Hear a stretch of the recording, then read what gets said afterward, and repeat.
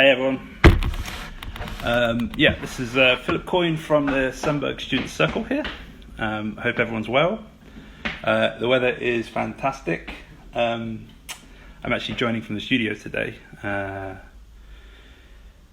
which, I had a lovely cycle ride over.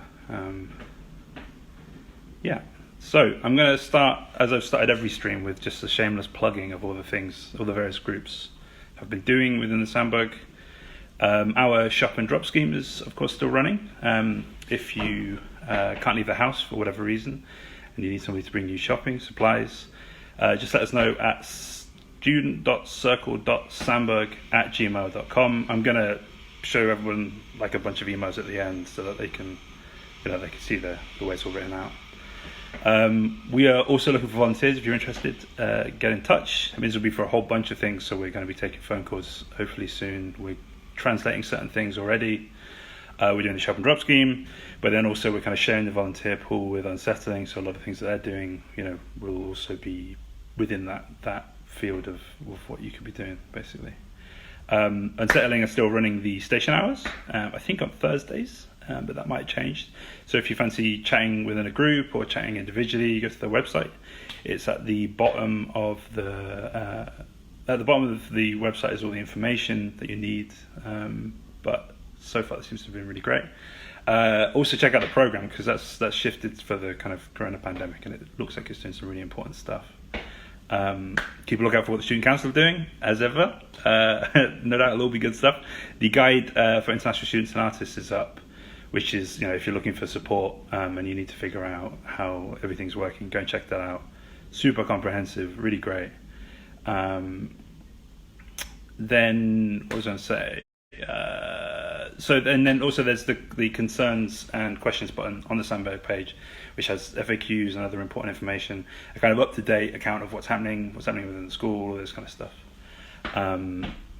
There are also a number of groups working within the school now. Not as representatives of the school necessarily, but that are dealing with housing, basically. So kind of potential rent strikes, thinking about organising around, for example, getting rid of any charges that are incurred by people during the period if they haven't paid rent, if they can't pay rent.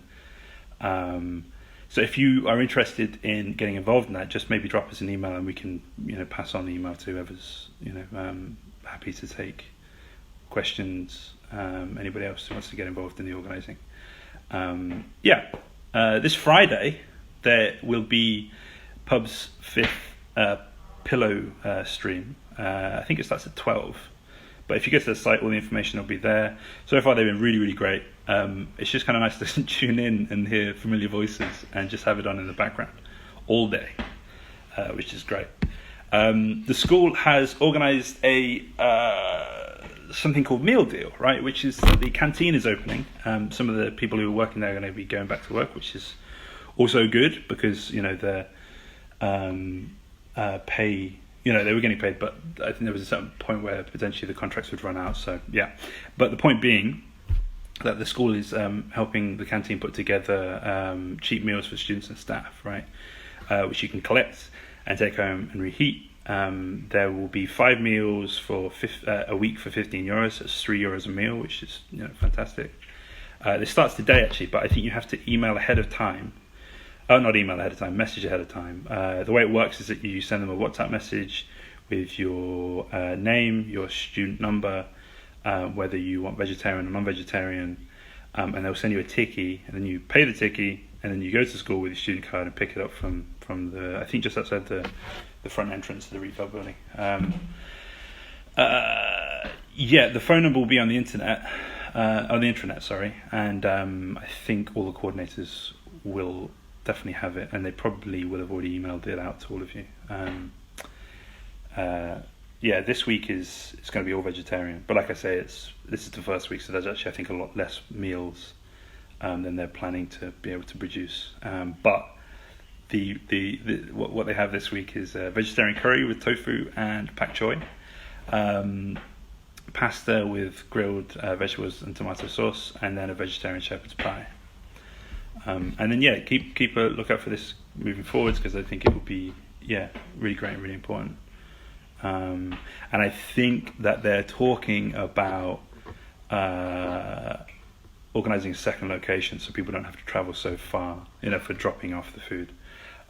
Also, if you want to have access to this but are struggling because you can't leave the house, whether you are actually ill or whether you have symptoms, or even if you're just too anxious to leave the house for whatever reason, or that you're part of a vulnerable group because of pre-existing health conditions, get in touch with us, and we're going to see if we can maybe use the network of volunteers that we've got together for the Shop and Drop scheme, and whether we can figure out a way to kind of not exhaust that network of volunteers and still be able to bring food out to people. But this is going to be an open question, I think. Also, it's worth keeping an eye out for more financial support from the school. I think some things are in motion. Hopefully we'll be able to give you more information about this next week. So that's the school stuff. Well, not the school stuff, but the next thing I'm going to go on to is the post-COVID-19 library and what we've been putting up last week and some things that are coming up this week. Which, for those of you who don't know, this is a library of resources, articles, responses, both internally, but also interesting responses from artists, writers, thinkers. The hope being to kind of try and give some shape in the near term and the long term to the pandemic and to the responses to the pandemic, right? Whether that's just for, it is for us in a sense, right? So what's up there right now? There is some info about AFCA grant, which is being fast-tracked. So it's, I think, 1,500 to 5,000 euros, and you get your answer within 5 days, which is really fantastic. It has to be somehow relating to the pandemic, which, everything is, right? Because, you can't be putting on shows at this point. So, there's always going to be some sort of relationship to it. I'm sure they're not going to be asking people to, be super explicit about relating it to the pandemic, right? There is also a great little text from Nick Cave about whether we should be creative during this period. I know there's a lot of students watching, and maybe you don't need me to be sitting here saying, take the whole period off, particularly as you're running up to maybe the end of your time at Sandberg or the end of your first year. But I do think it's really important that we shouldn't expect ourselves to be more or less productive than we find ourselves being, right? The calls for productivity are kind of awful at the best of times. But it's important to take your time and do whatever it is that you're going to be doing at your own pace, right? So yeah, that's a nice little interesting read.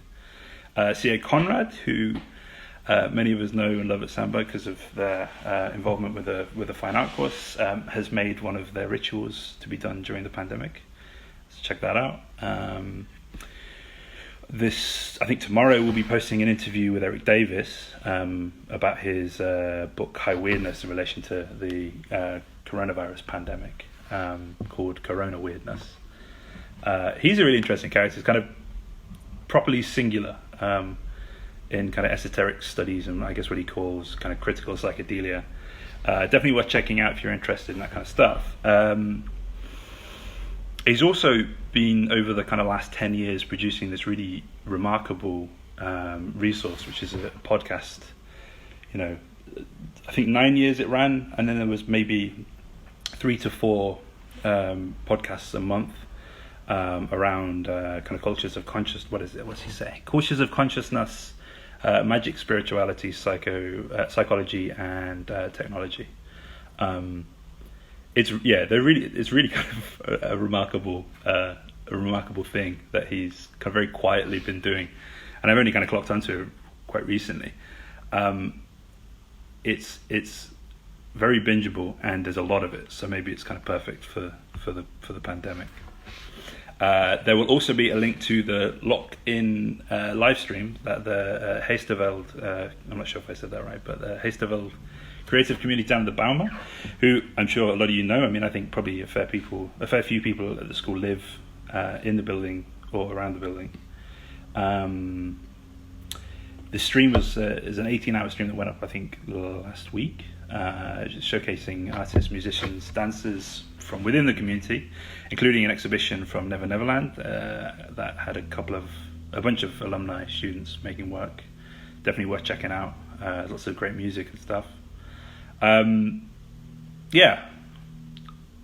So I've been finishing these streams, I guess, with some thoughts about how we're interacting during the time of the pandemic and how we might do that interacting better, I guess. So the first two things, the first week I spoke about how uncomfortable silence is on streams and how maybe we need to spend some time sitting around on streams not really saying anything, because the whole way in which that they're set up is, I think in some ways they're treated as meetings, right? So you have this kind of I have these streams with my mum and my stepdad and family, and I'm just telling them news. We're not talking about stuff. We're just getting the information out and done with, which is really strange because whenever we actually hang out, it's very easy. It's nothing like that. So I think there's this kind of strange way in which all of these social things on Zoom become kind of meetings, right? And then the second week I also spoke about how nice it's been with a couple of things I've done with some of the students, where we just had a particular time and we just dropped in, right? So I opened the kind of like the room, the Zoom room, or whatever video app you're using, and then people could drop in if they wanted to. They didn't have to. There was no stress. We just had a coffee, chatted for 20-30 minutes, and then that's that. But the thing about like being capable of dropping in to a conversation, that thing about like, I don't know, just going to the pub or something, or like dropping by a party, it's like it's a very different form of engagement to this particular we're going to hang out this time kind of thing. So what I wanted to talk about today, I guess, was maybe also a way, like partly just to invite you to have a think about this, because I'm not entirely sure I have a great account of it, but the way in which that the video calling is like just profoundly unbodily, right? It's like completely unaffective. So it's all about kind of verbal exchanges. There's none of this kind of bodily forms of engagement or relationality with others, right? And to try and think about ways in which to make it more bodily. I don't know. I got some stuff written out. Sorry.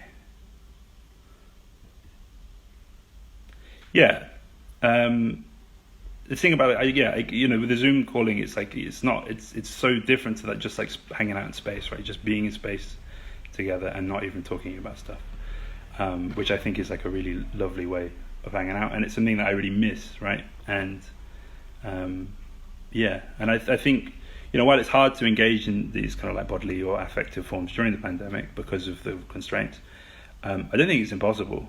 And I was actually thinking about the pillow streaming, the pillow streams that the pub have been doing as one form of this. So I guess it's rare for communities to have collective moments of attention these days, right? So it's just kind of something you can just say about post-Fordism, which is that like because of the way in which a culture is been kind of proliferated and variegated and individualized, right? You don't have these moments where everybody's watching the same program every Friday night, right? Now you might have a problem with that. You might not maybe you don't think that's a good thing, but it is good at building community and at making you feel like you belong. And again, like I say, this is not this is kind of like not unproblematic, but I think it's very important. There are some forms of like belonging and community building like this that are exclusionary, but there are also ways in which it can be done that isn't, I think. Anyway, that's a whole other point. So I think this thing about dropping into the pillow streaming is this kind of thing where that people you care about, that people who are part of the same community as you, are also dropping into seeing the same thing, and how this can be a kind of bodily form of connection, right?